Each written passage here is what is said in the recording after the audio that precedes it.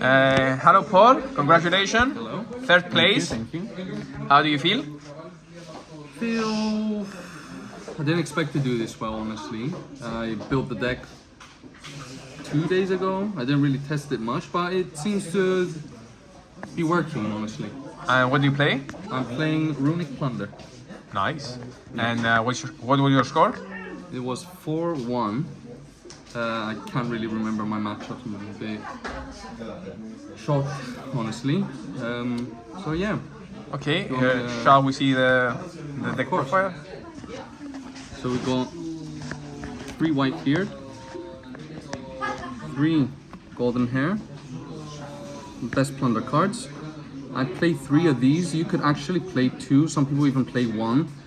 I just like the third because it really helps with the grind and you just need the names. 2 blue, it's just an extender. The 1 red, you could play 2, but I prefer the 1 because it tends to be bricky and you usually recycle it all the time, so it's not much of a issue. The 1 field and the 1 booty. Do you need an explanation for what the cards do? Or It depends. It depends if you would like to explain us a little bit. Okay, basically this summons from deck, this summons itself from the grave, this grabs things from the grave and summons itself, this summons itself again, also it helps you to draw into your runics, this equips itself, and these 2 have the tag out effect. This searches for most of your cards and gives hefty attack boost to all your monsters. This changes attributes and summons from the grave. Okay. And what about the runic engine? The runic is kind of standard, honestly. 2 fountain, 3 tip, 3 flashing fire, 3 freezing, 3 destruction, 3 slumber, and the 1 dispelling. I thought of playing what's it called? I thought of playing I think it's Smiting Storm, but I don't know. I just prefer to try this out. For non-engine, we're playing 3 ash, 2 bell, 2 nib, and 2 talents. I wasn't really sure what to play as a non-engine. I just knew I want to play Ash and Talons. Nib is kind of hit or miss, but when it hits, it really hits. And because the deck discards a lot, it's not so much an issue if you draw into it. I could have played draw, but draw kind of conflicts with the deck. You could still play, but I'd prefer to side it. And Bell was mostly for Labyrinth and Fire King. It was alright. Could have been better, but yeah. So that's for the main deck. For the extra, we got 2 Hugin, 1 Doggy, and that's about it. So we got 3 Blackbeard, 2 Liss, 2 Mork, 1 Jord, and 1 Bran.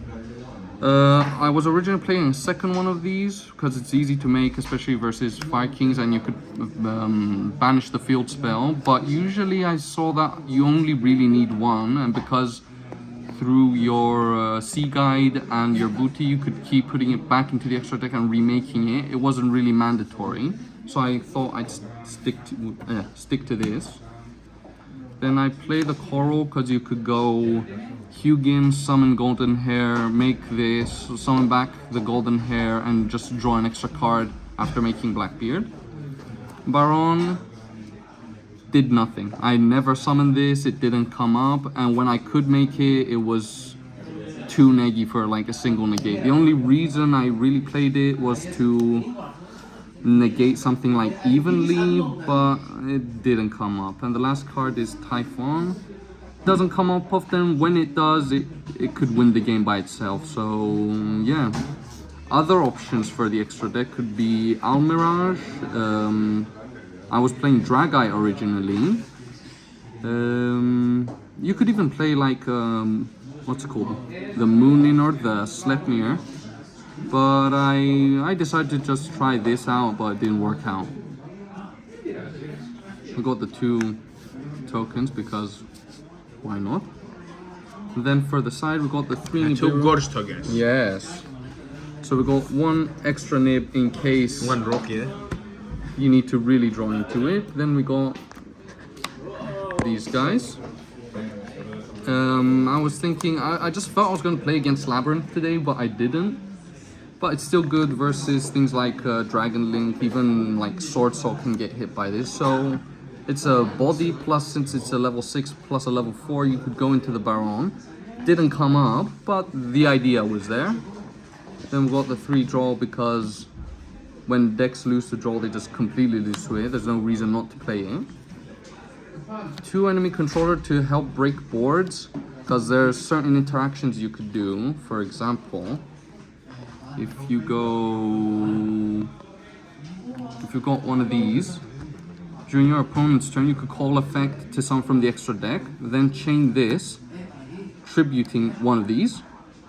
The extra deck monster still gets summoned. You steal your opponent's monster. If you tribute this, you get to attach it to the extra deck monster, which gives it a buff, or you could summon from the deck with this. So it's decent going first as well. I thought of playing it in the main, but I just decided to go for the talents. For going second, I also had 3 evenly. Is your side deck, right? Yeah. 3 evenly. Again, I did side it in today. It had potential to do. Actually, I sided it in once. I just didn't draw it, and I think I drew like 6 cards in the turn, but I still didn't see it. In theory, it's just fine. And 3 summon limit for going first helps shut everyone down. So yeah, that's the deck really. Don't know if I'd change anything. If I could get away with having less non-engine, I thought of trying to add the Brave engine, but I wasn't completely sure. I think this was a better decision. It was better to help handle other matchups, because over time you just out-resource your opponent. So, yeah. Okay. Thank you very much, Paul. Thank you very much. Did you have any last word or any shout out? Shout out to ATCG, shout out to Christos, shout out to my mom for giving birth to me so I could be able to be here and play the game. I don't know. Okay. Yeah, that's about it. Thank you very much, Paul. Thank you very much. Congratulations again for Thank you. your top 4. Let's hope this keeps happening. Yeah. Let's see you in the next tournament. Thank you very much for staying with us. If you enjoy our content, don't forget to leave a like and subscribe. Of course. And we will see you in the next one.